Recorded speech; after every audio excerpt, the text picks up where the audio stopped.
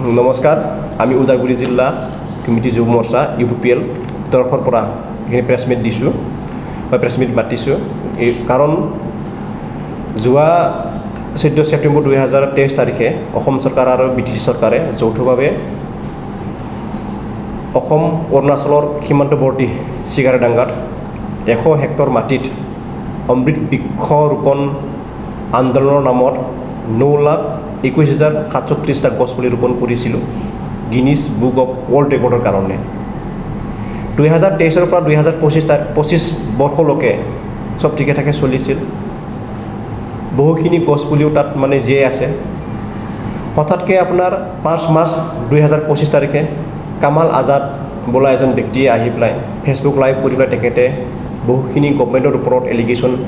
আনিছে তেখেতে ফেক প্ৰপগণ্ডা কৰিছে তেখেতে নিজৰ ফেচবুক লাইভৰ যোগেদি এটাও গছপুলি জীয়াই থকা নাই বুলি তেখেতে কথা কৈছে আৰু বিটিআৰৰ CM প্ৰমোদ বড়ো ছাৰক তেখেতে আঠুকাৰি গছপুলিৰ ওচৰত আহি পেলাই ক্ষমা খুজিবৰ কাৰণে তেখেতে কথা কৈছিল ইয়াত আমি তেখেতক আহ্বান কৰিছোঁ বা অপেন চেলেঞ্জ কৰিছোঁ তেখেতে আহক আৰু 100 হেক্টৰ বিঘা মাটিত তেখেতে আহি পেলাই চাওক কিমানটা গছপুলি ইয়াত জীয়াই আছে আৰু কিমানটা গছপুলিয়ে মৰিছে তেখেতে যদি গ্ৰাউণ্ডত আহি পেলাই তেখেতে যদি চায় তেখেতে গম পাব ইয়াত 80% গছপুলি তাত মানে জীয়াই আছে আজিলৈকে আছিল যোৱা 8 মাৰ্চ 2025 তাৰিখে forest department BTC CM Pramod Boro ছাৰৰ OSD ৰাজু ঢাকাল ডাঙৰীয়া তেখেতসকলে সৰজমিন তদন্ত কৰি পেলাই তেখেতসকলে এটা ক্লিয়াৰিফিকেশ্যন দিছিল য'ত তেখেতসকলে ক্লিয়াৰিফিকেশ্যন দিয়াৰ পিছত 9 মাৰ্চ 2025 তাৰিখে কিছু হেক্টৰ অঞ্চল জুইত যোৱাৰ বিনিময়ত এই যিখিনি অঞ্চল যিখিনি হেক্টৰ মাটিত এই গছপুলিবোৰ আছিল গোটেইখিনি গছপুলিবোৰ জ্বলি যোৱাৰ ফলত এতিয়া যিমানখিনি আমি ৰুইছিলোঁ 9,21,737টা গছপুলি এতিয়া সিমানখিনি এই অঞ্চলত এতিয়া গছপুলি নাই এই 9 তাৰিখৰ পৰা 5 তাৰিখলৈকে যিখিনি সময় এইখিনি যিটো সিকুৱেন্স যদি আমি চাওঁ 5 তাৰিখে কামাল আজাদে ফেচবুক লাইভ দিয়াৰ পিছত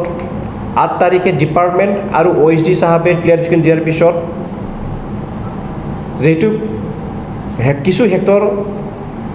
অঞ্চলত জুই জ্বলাই দিয়াৰ পিছত আমি এইটোকে ভাবিবলৈ বাধ্য হৈছোঁ যে কামাল আজাদ ডাঙৰীয়াই নিজৰ 5 তাৰিখে দিয়া ফেচবুক লাইভৰ যিখিনি কথা তেখেতে কৈছিল সেইখিনি কথা বাহল ৰাখিবৰ কাৰণে তেখেতে এইখিনি ইনষ্টিগেট কৰাই পেলাই জ্বলোৱাইছে নেকি সেইটো আমি মানে সন্দেহ কৰিবলৈ বাধ্য হৈছোঁ যাৰ কাৰণে তেখেতৰ ওপৰত বিহিত ব্যৱস্থা ল'বৰ কাৰণে তেখেতৰ ওপৰত ইনভেষ্টিগেশ্যন কৰিবৰ কাৰণে আমি প্ৰশাসনক এখন FIR দিয়া হৈছে আজি তাৰিখত আমি ভাবিবলৈ বাধ্য হৈছোঁ যিজন কামাল আজাদে 5 তাৰিখে ফেচবুক লাইভত নিজকে ৱাইল্ড লাইফ বায়'লজিষ্ট বুলি কৈছিল